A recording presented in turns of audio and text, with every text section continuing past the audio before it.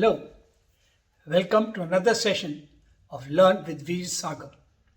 In an earlier session, we had talked about how we can increase the profit margin of a company without increasing the production or without adding any infrastructure by just playing around with the mix.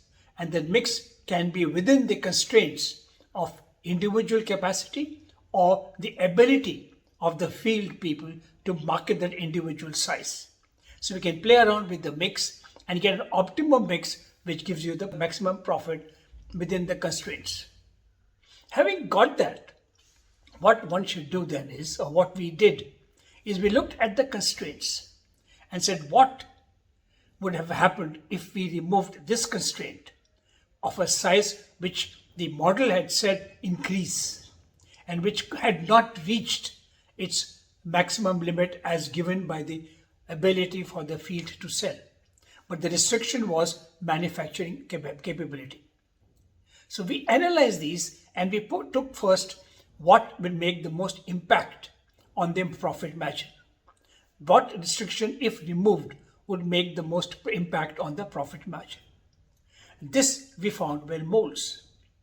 So for some of the important sizes which could have increased our margins or profit, we were restrained because the molds were in limited number. And the molds were a limited number because the capacity for putting the molds into the autoclave, which actually molds the tire, was also restricted. So how do we get in more molds in the same autoclave? That was the problem. So we designed a mathematical model which said, let's analyze what needs to be done. And what came out was each mold had a different size, width. Therefore, you could not forecast how many of a particular size could go in because different molds of the same size had different widths. This caused a problem because we didn't know which could go when. Again, we looked at it from an optimization point of view and said, okay, what happens if we were able to reduce all the molds to the same width?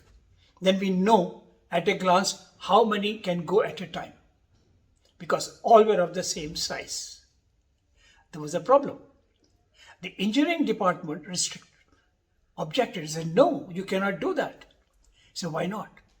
Because our ability to modify the molds, to repair the molds gets drastically reduced by doing this. When we buy a new mold, we buy them at a particular thickness, as much thickness as it can take. And then as they get repaired, modified, right, you keep slicing them from the top so that they start coming down. And that is the reason why some molds are thin and some molds have a bigger width. Some have been more modified than others. And that was a genuine problem.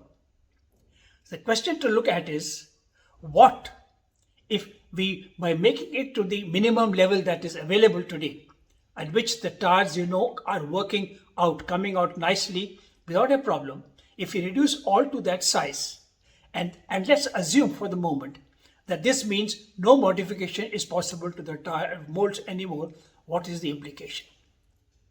So we did a study of the past 5 years and said, okay, how many times has a mold been able to modify?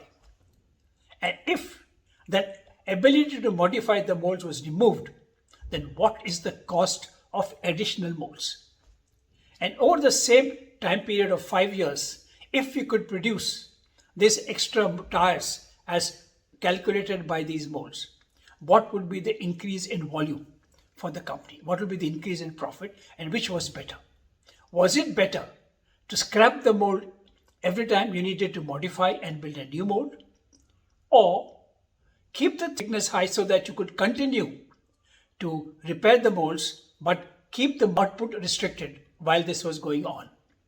And we found that if you did actually scrap the mold as whenever required but continue to produce more, then the overall volume that comes out gives a much higher profit than what you would have spent on not buying new molds. So by a very simple process of creating a mathematical model of objective that you want to achieve, we were able to increase the profit of the company without adding to capacity or without adding any more infrastructure.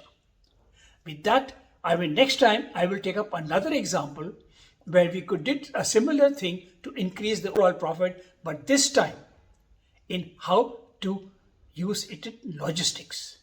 We've been talking about packing, we talked about mix, we talked about production. Now we'll talk about, okay, how can we apply the same logic in logistics? Till that time, it's Veer Sagar saying thank you very much till I see you again next time. Bye-bye.